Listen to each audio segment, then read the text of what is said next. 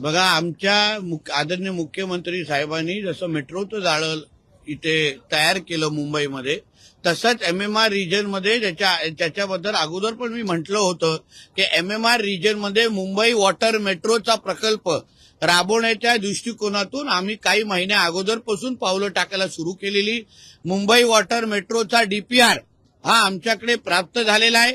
त्या अनुसार आदरणीय मुख्यमंत्र्यांनी ह्याची बैठकही घेतलेली आहे आणि या येणाऱ्या काही काळामध्ये, काही महिन्यांमध्ये लवकरच आपल्या मुंबईमध्ये मुंबई वॉटर मेट्रोचं जाळं तयार होईल.